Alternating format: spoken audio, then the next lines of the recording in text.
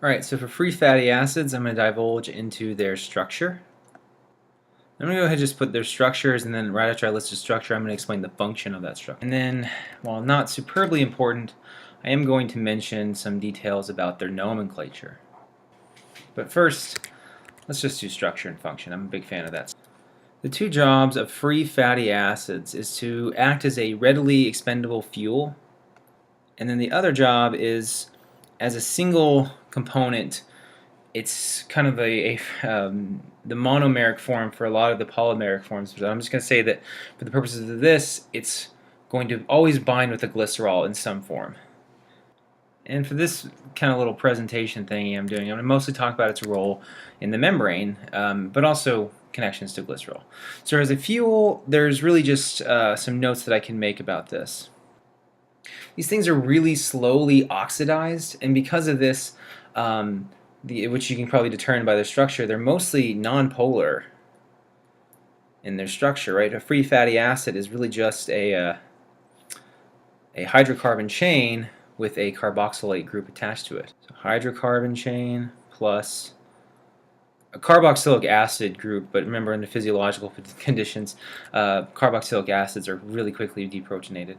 So in the free form, like our mitochondria, through a long series of processes, can burn up free fatty acid tails just as easily as they could glucose, right? But they don't do that because it's kind of like a second line of energy sources. It's a little bit more money invested into it, but we do get a lot of money returned. So they're slowly oxidated, yes, and they tend to have more energy than glucose, or more energy than sugar. There are some problems with this. For both these, and I'll just mention here that even though it's slowly oxidized, as an acid, they're relatively strong acids. So free fatty acids are, I'm just going to define over here, that they are relatively strong acids, right? I mean, a carboxylic acid has a pKa of, I think, and don't quote me on this, but around 3-ish, give or take. So yeah, that's not really something you're going to want to have floating around in your bloodstream. However, it's going to release a lot more energy. So another thing that I just, as a general trend in chemistry and as a general trend in biology, is that the more stable a bond is, the more energy release we're going to have if we decide to break that bond. Or you can think of it as the more energy required to break that bond. So as bond stability goes up, so does the increase in the amount of energy that's being released. Let me switch colors to gold. I meant to circle all these in gold, but I guess I didn't. But let's make the distinctions between those two things there. So what do I mean by this? Saying that if the bond is more stable, the more stable that bond is, the more energy it's going to be released. Think of this in terms of potential energy, right? So I want you to tell me which has more potential energy, methane or water. And what I mean by that is if I expose both of those to a large amount of heat and I break the bonds between them, which one is going to release more energy, methane or water? Well, I mean, water, I expose water to heat and I have to expose a lot of heat to it. But at the end of the day, those covalent bonds are pretty strong, right? So that's not so much the issue with that. But water is a bit more of a reactive substance. It's polarized, right?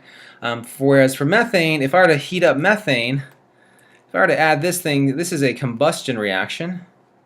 Whereas water is not. It's non-flammable, right? And hopefully that makes sense to what I'm saying here. So if you have a really stable molecule, it's going to require a lot of energy to, one, break those bonds, but the released energy that you're getting is going to be pretty profitable, right? So that's why these guys can store more energy than that of sugar. So when they're existing as part of a membrane, the fatty acid tails, that's what I call them, these things can be anywhere from 16, well, when they're existing as a part of a membrane, they're anywhere from 16 to 18 carbons long. But in, say, for example, triglycerols, they can be up to 24 length. So 14 to 24 is the average range that they can exist in because they can exist in a lot of different forms. But for the purposes of this is biochemistry. We're trying to understand the macro biomolecules here. I'm fine with saying that. So let's talk about the effects they have, particularly pertaining to, I'll switch colors to, if I can, the effects it has on membrane fluidity. So remember that the membrane, our lipid membrane, phospholipid membrane, if you can think of it, is a fluid mosaic model. It's constantly moving around back and forth. It's not a static structure, right? So for fluidity, there are things that we can do to increase, or just certain modifications that we can do to the free fatty acids of the phospholipid bilayer to increase the fluidity, and then there's also things that we can do to decrease the fluidity. So say that I wanted to increase the fluidity, and what would be an example of a situation where I would want to increase the fluidity of my membrane? If I'm a Russian plant and the Cold War scientists for some reason thought that if they exposed those plants to cold that they would adapt to it, but there's physiological limitations to how natural selection can work. Like it has to have some variation to act upon. And if you try to put things in the sub-freezing temperatures, they won't adapt, they'll all die. Anyways, so if we increase our fluidity under circumstances where it's really cold, and the way that we do this is we're going to, we're going to shorten the number of carbons in our fatty acid tails, and the second thing we're going to do is we're going to increase the amount of unsaturation. So we're going to shorten the carbon tail length. I like to think of it as things shrivel up in the cold, the tails. Anyways, and the other thing that we're going to do is we're going to actually increase the amount of cis double bonds in our structures. All right, so we're going to increase the number of cis double bonds and the effects that that both of these are going to have. So for example, say that I shortened the carbon tail length. Well, what that means is that there's going to be no interlocking between those two. What do I mean by this? So say you have there's your phospholipid bilayer that you've learned about since 8th grade. Well, you should have learned about it in 8th grade, but American education is shit. So let's just say, for example, that these were, at this length, let's say they're a little bit longer. They're going to start to interlock with each other, and in doing so, they kind of lock each other in place. Hopefully you can see that when I'm drawing here. But if we were to shorten these, they'd have further distances away from each other, and so they're less likely to interlock. Obviously, I've taken these to the extreme in this situation, but we have no interlocking to go. They're more free to roam about. They're going to be more fluid. So that's how that works. If we were to increase the number of cis double bonds, that's going to create kinks, physical spacers between the two. And so if some things are physically separated further apart than they used to be, then in this context, because they're nonpolar, van der Waals forces aren't going to be able to accumulate as much strength. So it's going to become more fluid, or you can think of it as the melting point is going to decrease. Draw that again over here using my diagram that I drew. Imagine that this guy here next to him was one that had a lot of cis double bonds in the chains to it, so he's going to now, bam, push him off to the side. And by the same notion, the one next to him is also, bam, far off to the side. And then on the other side, we have really long spacers between the two, right? So these guys are the ones on the left here are a lot further spread apart than the ones on the right.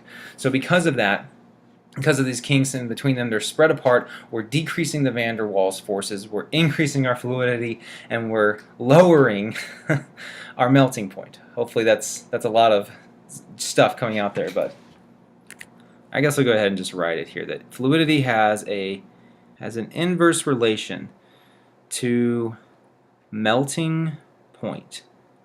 So if one goes up, the other goes down. So let's just say, for example, that it's not cold, but we are plants that are in a very hot environment. It's summer, and we have to adapt to that hot environment. We can't hide inside like humans can. And so the way that they're going to do this is just the exact opposite, right? We're going to lengthen the carbon tail length, or add more carbon atoms to the length of our tails. Increase the tail carbon length. And the other thing that we're going to do, well, if for this we're increasing the amount of cis, in this context we're going to be just removing the amount of cis, we're going to saturate it, but we're not going to make trans, and I'll explain why we're not going to do trans later on. So in this context, we're removing the cis double bonds to increase saturation.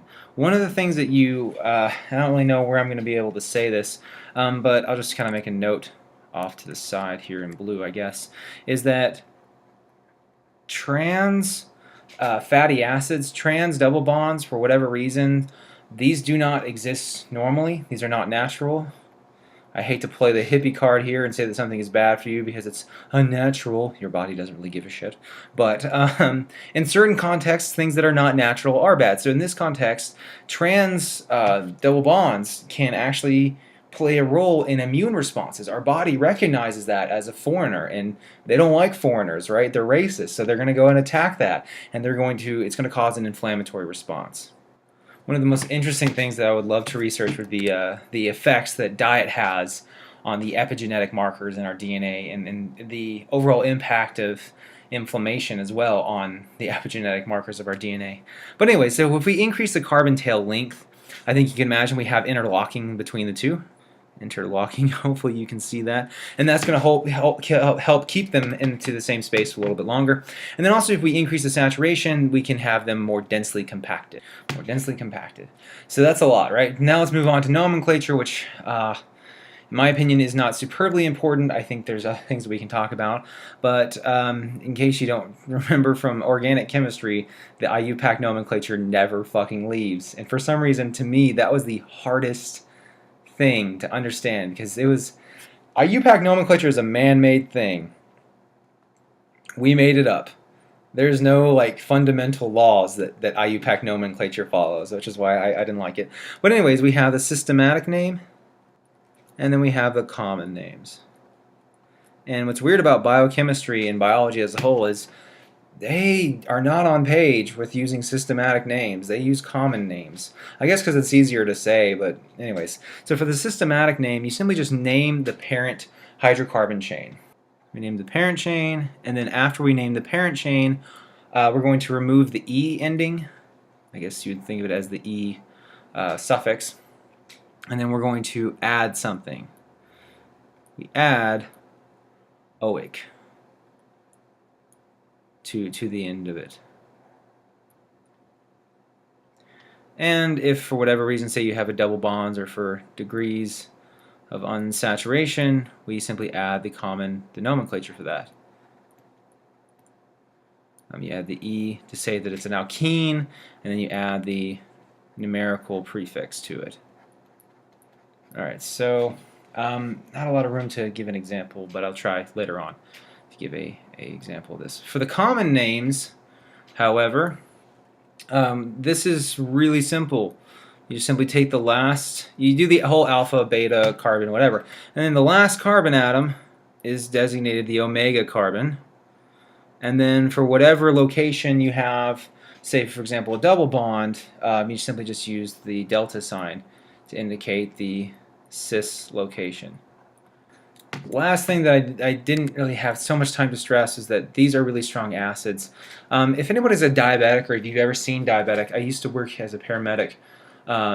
Worst fucking job ever. But diabetic ketoacidosis, or DKA, is the result of this. Because they're not able to metabolize glucose readily, they start to do this. They start to readily utilize their free fatty acids. And the problem is, as being their acids, they're strong acids, if you have them in the bloodstream, that has really bad effects, right? That can be very damaging systemically. That can sometimes even kill people, right? So DKA, we don't want this in our bloodstream. Don't want that in our blood, right? It's highly reactive. I'm a little uncomfortable having too much sugar in our blood, but a reactive carboxylate group would be a nightmare.